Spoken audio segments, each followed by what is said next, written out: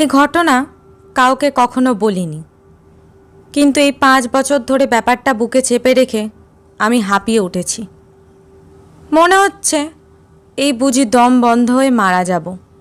যদি যাই তাহলে ঘটনা আর কেউ কখনো জানতে পারবে না, আর আমিও আপনাদের কাছে বিচার চাইতে পারবো না, বলতে পারবো না। সব তো শুনলেন, এবারে আপনারাই বলুন আমি কোনো অন্যায় করেছি কি না। আমার বন্ধু রোহনকে আমি সত্যি সত্যিই খুন করেছি কি না, ওকে আমি না আর পারছি না। কেন যেন মনে হচ্ছে এটাই আমার শেষ সুযোগ। এখন এ কাহিনী না শোনালে পরে আর কখনো। ব্যাপারটা শুরু হয়েছিল একটা নীল রঙের মশারি দিয়ে। সস্তায় মশারিটা আমি কিনতে বাধ্য হয়েছিলাম, তাও আমার জন্যে নয়, রোহনের জন্যে। রোহনের চামড়া নাকি প্রজাপতির মতো নরম সরম, আর আমারটা নাকি গন্ডারের। তাই মশার কামড় আমি গায়ে না মাখলেও রোহন সেটা একেবারে সহ্য করতে পারে না। চিড়িয়ামোড়ের কাছাকাছি একটা পুরনো বাড়িতে দুটো ছোট ছোট ঘর ভাড়া নিয়ে আমি থাকি। ভাড়া নিয়েছিলাম সেই ছাত্র জীবনে, আর এখন চাকরি জীবনে পৌঁছে গেছি। তাই আজকের আগুন বাজারেও ভাড়াটা বেশ কম সমই রয়ে গেছে। আমার ঘর দুটো পাশাপাশি দোতলায়। বহুদিন ধরে ওদের দেওয়ালে রং পড়েনি, জায়গায় জায়গায় নোনা ধরে পলেস্তারা ফেপে গেছে। দুটো ঘরেরই পেছন দিকের দেওয়ালে লোহার গড়াত বসানো একজোড়া ছোট ছোট জানলা। জানলা দিয়ে তাকালে ফ্রিতে প্রকৃতি দেখা যায়। প্রকৃতি বলতে একটা বিশাল পুকুর, তার বেশিরভাগটাই শ্যাওলার সবুজ গুঁড়োয় ঢাকা। তার পাড়ে বড় বড় নারকেল গাছ সবসময় বাতাসে মাথা নাড়ছে। এছাড়া আমার ঘরের খুব কাছাকাছি একটা প্রকাণ্ড আম গাছ। গরমের সময় ছেলে ছোকরারা তার ডালে ডালে হনুমানের মতো দাপাদাপি করে। গাছগুলোর আশপাশ দিয়ে তাকালে আকাশ দেখতে পাই, আর বেশ কয়েকটা রঙিন পাখি রোজ ফ্রিতে দেখা যায়। আমার ঘর জোড়ায় মশা আছে বটে, তবে তেমন মারাত্মক কিছু নয়। তাছাড়া ওরা তো ওই ফ্রি প্রকৃতিরই একটা পার্ট। আমার বাপি মাঝে মাঝে কলকাতায় কাজে এলে আমার কাছেই থাকে। মশার কামড় খেয়ে 2-4 বার আমার কাছে কমপ্লেন করেছে বটে, কিন্তু আমি তেমন গা করিনি। আবার 150-200 টাকা খরচ করব বাপিকে বুঝিয়েছি। একটা দুটো রাতের তো ব্যাপার, কয়েল জেলে চাদর মুড়ি দিয়ে ম্যানেজ করে নাও। কিন্তু রোহন অন্য জিনিস, ও ম্যানেজ করতে নারাজ। ও শিলিগুড়ির একটা ফার্মে ঢুকেছে, সেখান থেকে অডিটের কাজে প্রায়ই ওকে কলকাতায় পাঠায়, আর এসেও আমার আস্তানাতেই ওঠে। তারপর কাজ মিটে গেলে কেটে পড়ে। আমার দুটো ঘরে দুটো সস্তার তক্তাপোষ আছে, তার ওপরে বিছানা বিছানা ভাবওয়ালা যে লেয়ার দুটি পাতা, তাকে টোস্টে মাখানো মাখনের লেয়ারের সঙ্গে তুলনা করা যায়। তবে থিকনেস ওই মাখনের মতো হলেও সফটনেস তার মতো নয়। এ নিয়েও রোহনের কাছে আমাকে কথা শুনতে হয়। সত্যি ও খলিফা জিনিস। তো ওর উৎপাতেই মশারিটা কিনেছিলাম, এবং দামটা শেয়ার করার জন্যে ও জোর করে 100টা টাকাও আমার হাতে আগাম গুজে দিয়েছিল। মশারিটা শ্যামবাজার 5 মাথার মোড়ের একটা দোকান থেকে কিনেছিলাম। দোকানে অনেক মশারি নিয়ে ঘাটাঘাটি করার পর বিরক্ত এবং ক্লান্ত দোকানদার তার কোনো গুপ্ত কোটর থেকে এই নীল রঙের মশারিটা বের করে নিয়ে আসেন। মশারিটার রং বেশ উজ্জ্বল নীল। সাধারণত এই রঙের মশারি চোখে পড়ে না, আর তার কাপড়টাও দারুণ রেশম রেশম ভাব। ভাবছিলাম দাম বোধহয় অনেক হবে, কিন্তু দোকানদার ভদ্রলোক কি জানি কেন মাত্র 125 টাকায় ওটা আমাকে গছিয়ে দিলেন। বললেন, এরকম জিনিস আর পাবেন না, কম দামে কেনা, তাই মিনিমাম লাভে ছেড়ে দিলাম। তো ওই মিনিমাম লাভে কেনা মশারিটা থেকেই ম্যাক্সিমাম গোলমালের শুরু। প্রথম রাতে কোনো প্রবলেম হয়নি, কিন্তু দ্বিতীয় রাতে ব্যাপার স্যাপার দাঁড়ালো অন্যরকম। রাতে কোনো এক সময় ঘুম ভেঙে গেল। বাথরুম যেতে হবে। আমাদের এজমালি বাথরুম একতলায়। ঘর থেকে বাইরে বেরিয়ে সরু করিডর ধরে ঘুম চোখে পা ফেলে এগোচ্ছি। নজরে পড়ল আমার পাশের ঘরটার দরজার একটা পাল্লা খোলা। ঘুম গেল চটকে।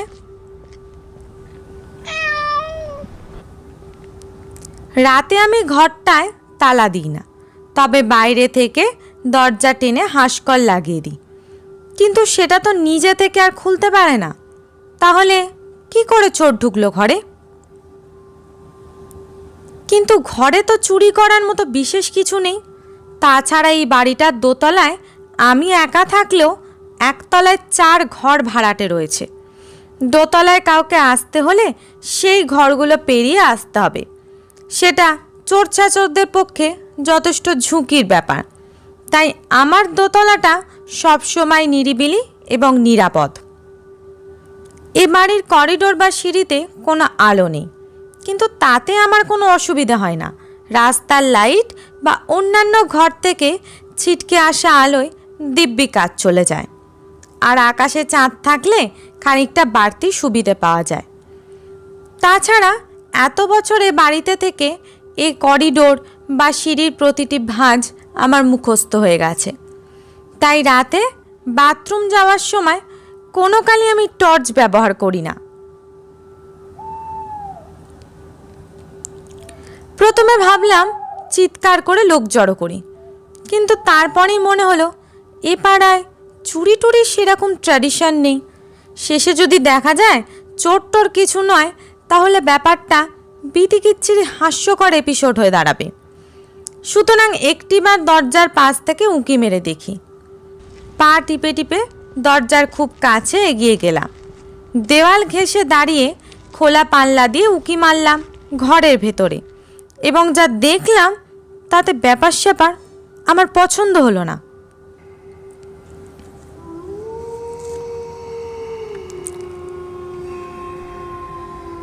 প্রথম কথা, সিলিং ফ্যান ঘোরার শব্দ আমি শুনতে পেলাম, আর দেখলাম ঘরের জানলা দুটো খোলা।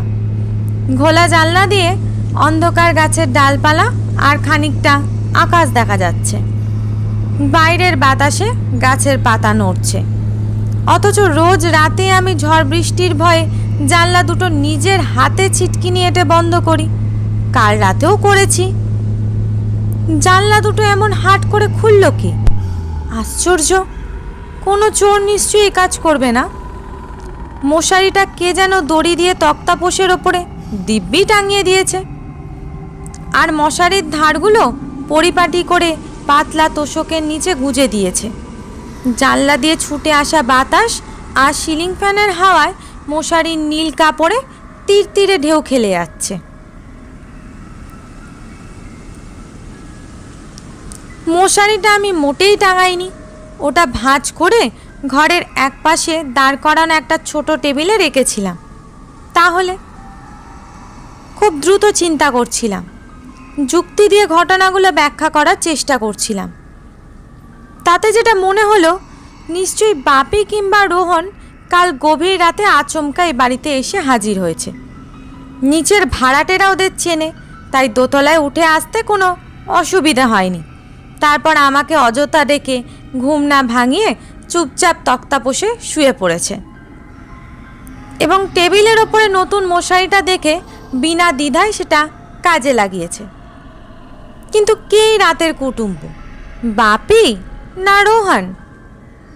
এবার ঘরের ভেতরে পা রাখলাম আমি।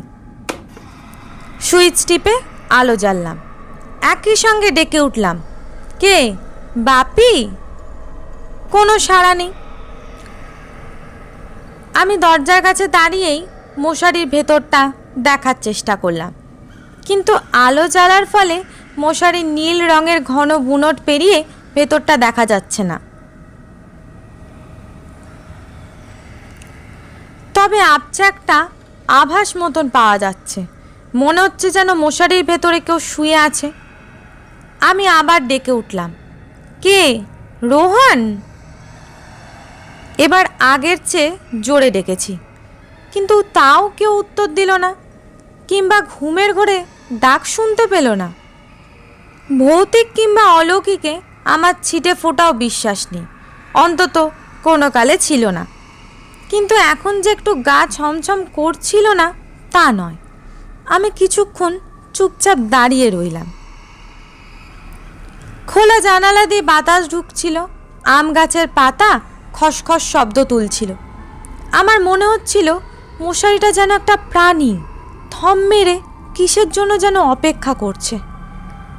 আমি আবার বাপি আর রোহনের নাম ধরে ডাকলাম, তারপর আরও একবার।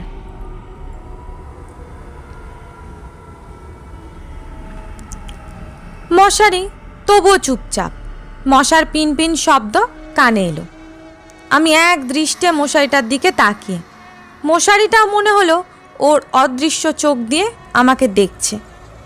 কিছুক্ষণ এভাবে কেটে যাওয়ার পর টের পাচ্ছিলাম আমার কপাল, গলা, ঘাড় সব ঘেমে উঠেছে। আমি টেনশনে আর থাকতে পারলাম না।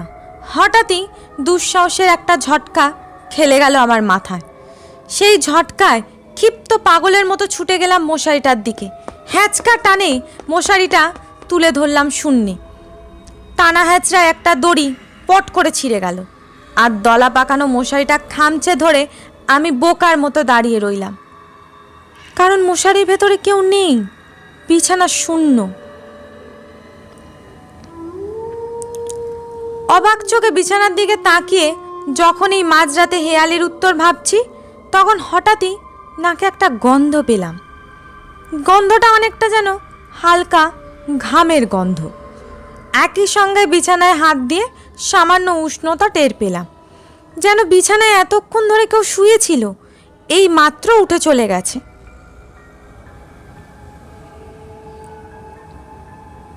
মাথায় বালিশের দিকে তাকিয়েও যেন গোল গোল একটা মাথার ছাপের আদল চোখে পড়ল। বালিশের কাছে ঝুঁকে পড়ে জোরে শ্বাস টানলাম। নারকোল তেলের গন্ধ নাকে ভেসে এলো। সোজায় দাঁড়িয়ে কপালে গলায় হাত বুলিয়ে ঘাম মুছলাম। ভূত প্রেত কিছুই দেখিনি, অথচ তাও আমি এত ভয় পাচ্ছি কেন? হতে পারে রোহন কিংবা বাপি সত্যিই হয়তো এসেছে, তারপর উঠে গেছে বাথরুমে। নিজেকে ভুল বোঝানোর চেষ্টায় আমার ভেতরে একটা লড়াই চলছিল।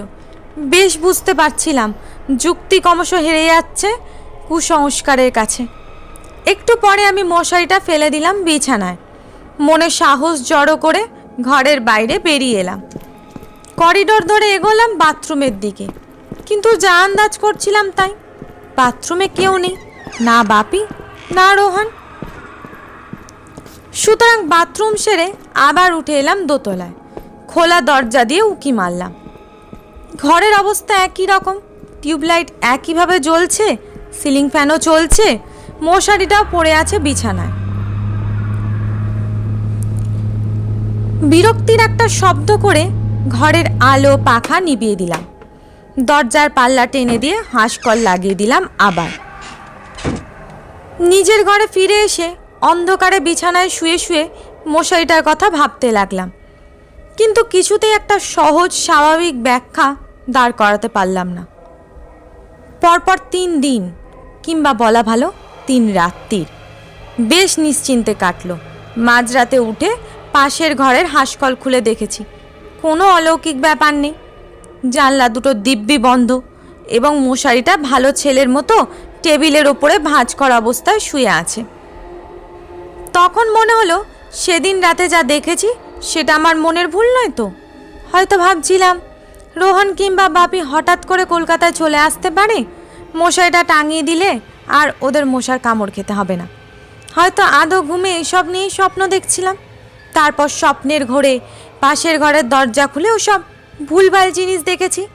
হয়তো আমি সে রাতে ঘোরতরভাবে ঘুমিয়ে চলার অসুখে পড়েছিলাম। এসব ভেবে টেবে শেষ পর্যন্ত মেনে নিলাম। আমি সে রাতে ভুলই দেখেছি, তাই 4 নম্বর রাত্রিরে বেশ নিশ্চিন্ত মনে বিছানায় গা এলিয়ে দিলাম। কিন্তু সেদিন রাতে যা দেখলাম সেটা বিশ্বাস করা বেশ কঠিন। বাথরুমে যাওয়ার জন্যে মাঝরাতে ঘুম ভেঙে গেল। করিডোরে এসে পাশের ঘরের দরজার সামনে থমকে দাঁড়ালাম। কান পেতে ঠাউর করার চেষ্টা করলাম। হ্যাঁ, সিলিং ফ্যানটা ঘুরছে।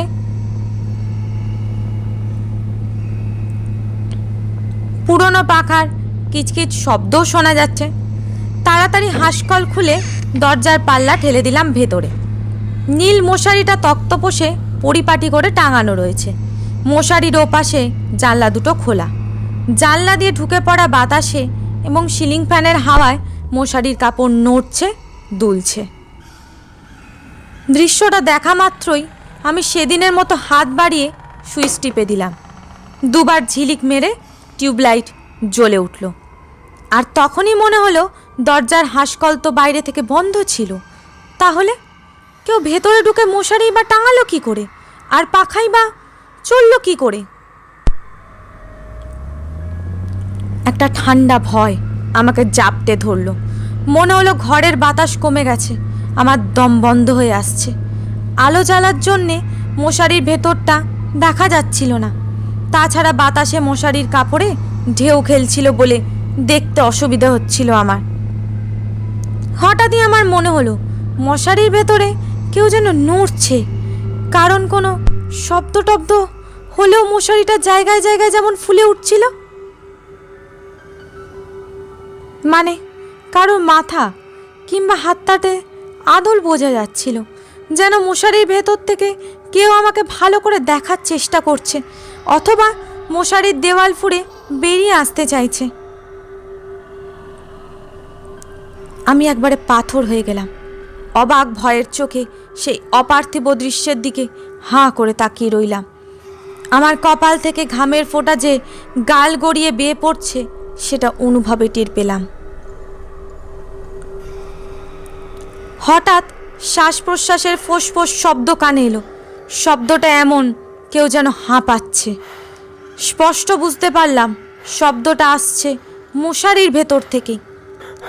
কিন্তু কে রয়েছে মশারির ভেতরে? মশারির ভেতর থেকে সে বেরিয়ে আসতে পারছে না কেন? জানি অবাস্তব চিন্তা, কিন্তু তবু অকুল পাথারে খড়কুটো আঁকড়ে ধরার মতো।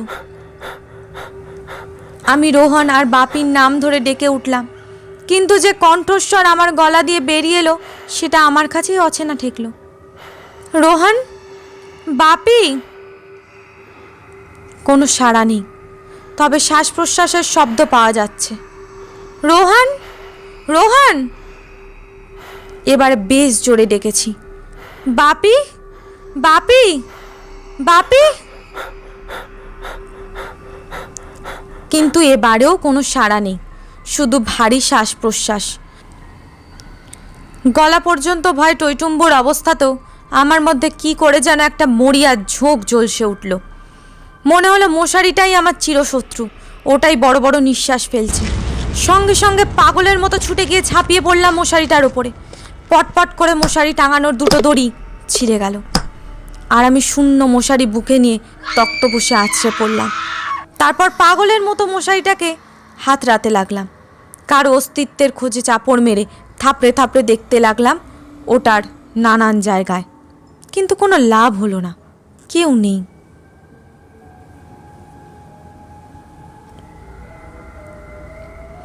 এক প্রবল আক্রোশে মশারিটা টান মেরে বিছানা থেকে ছাড়িয়ে নিলাম। তারপর দলা পাকানো মশারিটা হাতে নিয়ে শূন্য বিছানার দিকে হতবাক হয়ে তাকিয়ে রইলাম। কেউ কোথাও নেই, শুধু আগের দিনের মতো বালিশে কারোর মাথার ছাঁচ চোখে পড়ল।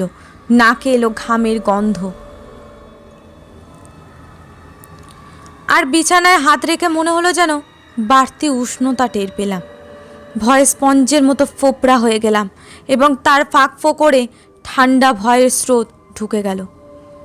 আমি বিছানায় বসে পড়লাম। বারবার খোলা জানালা আর দরজার দিকে তাকাতে লাগলাম। মনে হচ্ছিল কেউ বুঝি আমাকে ফাঁকি দিয়ে কোনো রকমে ওই জানলা কিংবা দরজা দিয়ে সটকে পড়েছে। আবার এক্ষুনি হয়তো আচমকা ফিরে আসবে। যদি সত্যিই আসে, ভয় ঘামতে শুরু করলাম। মশারিটা মেঝেতে ছুঁড়ে ফেলে বিছানা ছেড়ে আচমকা ছুট লাগালাম দরজার দিকে। চটপট আলো পাখা সুইচ অফ করে দরজাটা এনে বন্ধ করে দিলাম। তারপর হাঁসকল লাগিয়ে দিয়ে সোজা নিজের ঘরে। ঘরের আলো জ্বেলে সেই অবস্থাতেই শুয়ে পড়লাম বিছানায়। ভয় সারা রাত এক ফোঁটাও ঘুম এলো না। মাথাটা অসহ্য যন্ত্রণায় তপতপ করতে লাগলো। কানে তখনও ভেসে আসছে ভারী শ্বাস প্রশ্বাসের শব্দ। মনে মনে ঠিক করলাম, কালই মশারিটাকে আগুনে পুড়িয়ে খতম করব এবং এই অন্ত্যেষ্টির কাজটা রাতের অন্ধকারে 3 তলার ছাদে কিংবা পুকুর পাড়ে গিয়েই সারতে হবে। তখনও জানি না আগামীকাল আমার কি কাল হবে। সকাল 9টা নাগাদ রোহান হৈ হৈ করে এসে আমার ঘরে ঢুকলো, কিন্তু তার অনেক আগেই মশারিটার এক কোণে শুকনো রক্তের দাগটা আমি আবিষ্কার করে ফেলেছি। আজ সকালে কষ্ট করে আর ঘুম থেকে উঠতে হয়নি, যেহেতু সারাটা রাত বলতে গেলে জেগেই ছিলাম। সকালে হাত মুখ ধুয়ে নমো নমো করে চা বিস্কুট খেয়ে সোজা চলে গেছি পাশের ঘরে। মশারিটা অগোছালোভাবে মেঝেতে পড়েছিল, ওটা তুলে নিয়ে বিছানায় বসলাম। এই বস্তুটার মধ্যে কোনো অলৌকিক ব্যাপার লুকিয়ে আছে, সেটা আমি আজ তন্ন তন্ন করে খুঁজে দেখতে চাই। জানলা দুটো খোলাই ছিল, সেদিকে তাকালে চোখে পড়ছে সকালের রোদ, গাছের সবুজ পাতা, পুকুরের জল, 2-4টে পাখি। এসব দেখে মনেই হয় না পৃথিবীতে অলৌকিক বলে কিছু থাকতে পারে। কাল রাতে ঘরে ঢুকে যেসব কাণ্ড কারখানা দেখেছি সেগুলো আর সত্যি বলে মন মানতে চায় না। সুতরাং বেশ হালকা মন নিয়েই মশারি পরীক্ষার কাজ শুরু করেছিলাম এবং মনে মনে যেন ধরেই নিয়েছিলাম শত পরীক্ষা করেও তেমন কিছু পাওয়া যাবে না। কিন্তু পেলাম।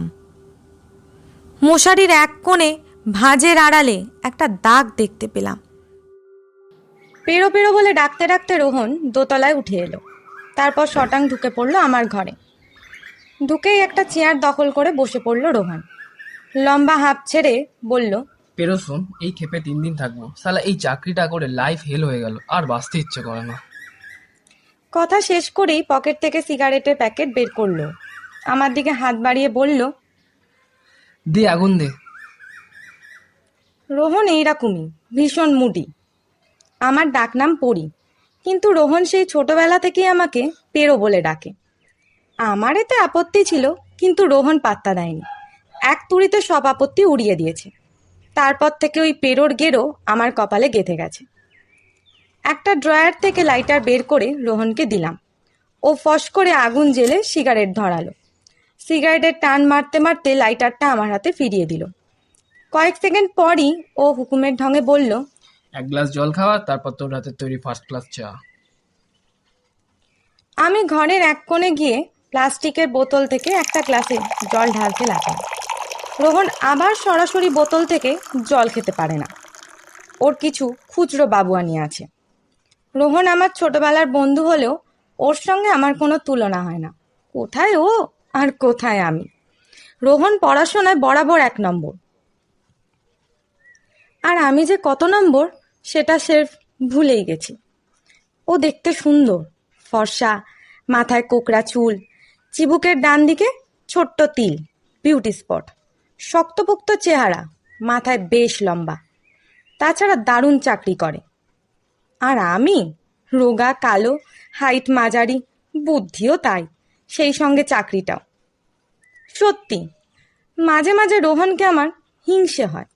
ওকে দেখলেই আমি কেমন একটা কমপ্লেক্সে ভুগি। বন্ধু হলে ওর সামনে আমি যেন ঠিক সহজ হতে পারি না। ও আমাকে যখনই কিছু বলে তার মধ্যে সবসময় একটা চাপা অর্ডারের ভাব থাকে, যেমন এখন। চাটা খেয়ে পায়ের ওপরে পা তুলে বসলো রোহন, আবার জুত করে সিগারেট ধরিয়ে বলল, পেরো, আজ তোর অফিসে গিয়ে কোনো কাজ নেই। আমি বাজার থেকে মুরগি নিয়ে আসছি, তুই কষে রান্না কর। আমি খেয়ে দিয়ে 2টোর সময় কাজে বেরোবো, তারপর 7টা 7:30টায় ফিরলে দুজনে মিলে পুকুর পাড়ে বসে আড্ডা মারবো। রিয়েলি ওই জায়গাটা ফ্যান্টাস্টিক। সত্যি আমার বাড়ির পেছনে যে পুকুর আছে তার পাড়ে সন্ধ্যাবেলা বসে থাকতে বেশ লাগে। রোহন যখনই আমার আস্তানায় এসে ওঠে তখনই পুকুর পাড়ে বসে আড্ডা মারার সুযোগ খোঁজে। একদিন আমি আর ও রাত 11টা পর্যন্ত আড্ডা মেরেছি। তাছাড়া রোহন আড্ডা জমাতেও পারে। কত বিষয়ে যে ও কত কিছু জানে আর অনর্গল সুন্দর করে কথা বলতে পারে। কথার মাঝে সামান্য ফাঁক পেতেই আমি ওকে জানালাম যে আমি একটা বিউটিফুল মশারি কিনেছি। শুনেই রোহন একবারে হৈ হৈ করে উঠল, বলল, পেরো, একদিনে তুই একটা কাজের কাজ করেছিস, আজ রাতে মাইনাস মাসে ঘুমানো যাবে। রোহন আমাকে মশারির দামের বাকি 25টা টাকা দিতে চাইছিল, কিন্তু আমি নিলাম না। বললাম, খানিকটা কন্ট্রিবিউশন আমারও থাক, সব সময় তো ওটা আমিই ব্যবহার করব, তুই আর কদিন ইউজ করবি। মশারিটার বাকি ইতিহাস রোহনকে কিছুই জানালাম না, কারণ ও সেসব বিশ্বাস তো করবেই না, উল্টে আমাকে প্যাক দিয়ে দিয়ে জান কাহিল করে ছাড়বে। সারাটা দিন আমাদের সুন্দরভাবে কাটলো। রাতে খাওয়া দাওয়ার পর দুজনে দুঘরে শুয়ে পড়লাম। সন্ধ্যা থেকে আমার মধ্যে একটা টেনশন কাজ করছিল, বারে বারে অন্যমনস্ক হয়ে পড়ছিলাম। রোহন সেটা টের পেয়ে বেশ কয়েকবার আমাকে ঢাঁটানি দিয়েছে। পেরো, কোন দিকে তোর মন পড়ে আছে বলতো? যাই হোক, রাতে যখন আলো নিভিয়ে শুয়ে পড়লাম তখন টেনশনটা যেন আরো জাঁকিয়ে বসলো। অন্ধকারে জেগে রইলাম, কিছুতেই ঘুম এলো না। আমি যেন কিসের জন্য অপেক্ষা করছিলাম। মনে হচ্ছিল এই বুঝে পাশের ঘর থেকে রোহনের চিৎকার শুনতে পাবো। পেরো পেরো, কুইক, বাঁচা আমাকে। অনেক রাতে, রাত তখন কত হবে জানি না, পাশের ঘর থেকে মনে হলো যেন একটা শব্দ পেলাম, আর তার ঠিক পরেই কথাবার্তার শব্দ। চাপা গলায় দুজন লোক কথা বলছে, কিন্তু পাশের ঘরে রোহন তো একা। এত রাতে কার সঙ্গেও কথা বলবে? তাহলে কি নিচে পুকুর পাড়ে দাঁড়িয়ে কেউ কথা বলছে, আর সেই কথাবার্তা আমি দোতলার ঘর থেকে শুনতে পাচ্ছি? কিন্তু এত রাতে কারা কথা বলবে? বিছানা ছেড়ে উঠে পড়লাম। জানালার কাছে গিয়ে পুকুর পাড়ের দিকে তাকালাম। চাঁদের আলোয় আবছাভাবে সব দেখা যাচ্ছিল, কিন্তু কোনো মানুষজন আমার নজরে পড়ল না। অথচ চাপা কথাবার্তার শব্দ তখনও শুনতে পাচ্ছিলাম। মনে হলো পাশের ঘর থেকে আওয়াজটা আসছে। আর দেরি করলাম না, অন্ধকারেই দরজা খুলে করিডোরে বেরিয়ে পড়লাম। রোহনের ঘরের কাছে এসে দরজায় কান পাতলাম। সিলিং ফ্যানের শব্দ ছাড়াও কথাবার্তার শব্দ শোনা যাচ্ছে। কথাগুলো বোঝা না গেলেও ব্যাপারটা যে অনেকটা বচসা মতন সেটা আঁচ করা যাচ্ছে।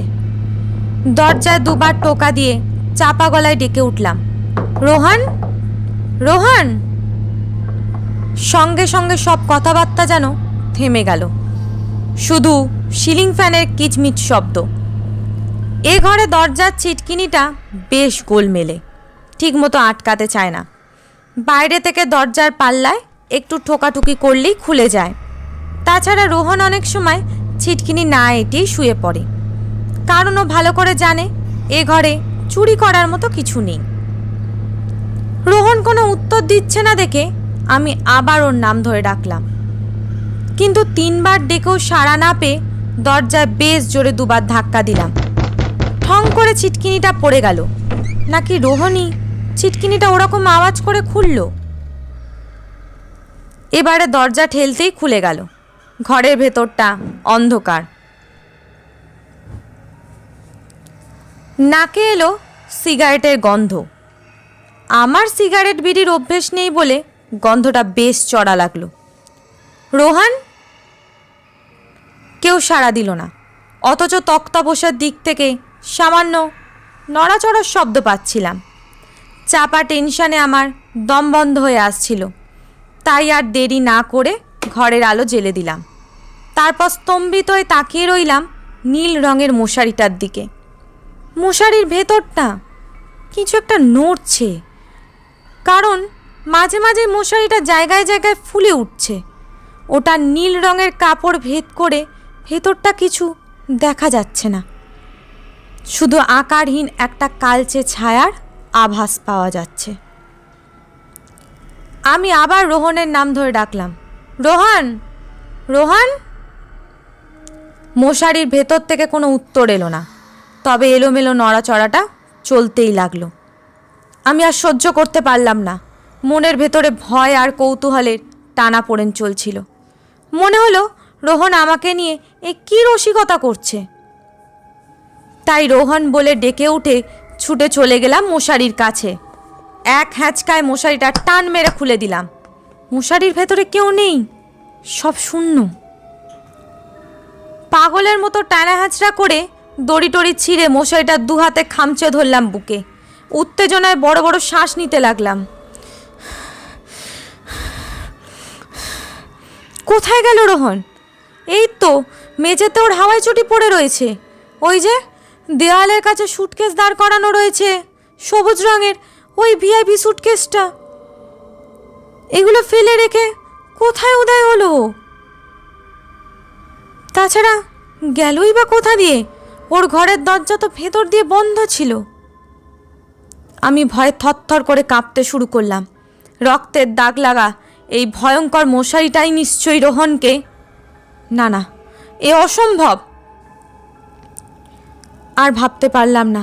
এই হতচ্ছাড়া মশারিটাকে আগে আমি পুড়িয়ে ছাই করব, তারপর রোহনকে খুঁজব, থানা পুলিশ করব, কাগজে টিভিতে বিজ্ঞাপন করব। যে করে হোক রোহনকে আমি খুঁজে বের করবই। কিন্তু আগে মশারিটার ব্যবস্থা করতে হবে এক্ষুনি। মশারিটাকে প্রাণপণে জাপটে ধরে ছুটে চললাম আমার ঘরে। ড্রয়ার থেকে লাইটার বের করে নিয়ে রওনা দিলাম তেতলার ছাদের দিকে।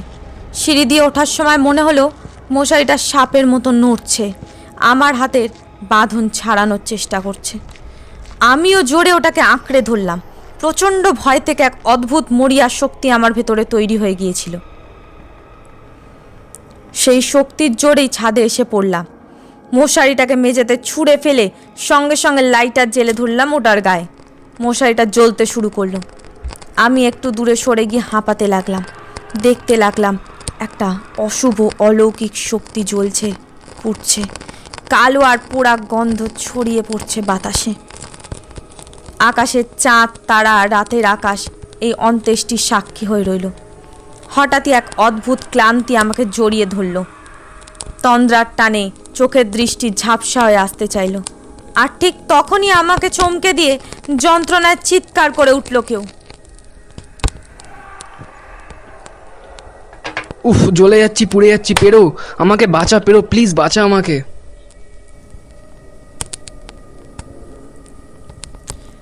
রোহনের গলা আমার কানে গরম শিশে হয়ে ঢুকে পড়ল। আমি দোকানে আঙুল গুজে দিলাম, আতঙ্কে চোখ বুজে ফেললাম। কিন্তু এখন তো আর কিছুই করার নেই।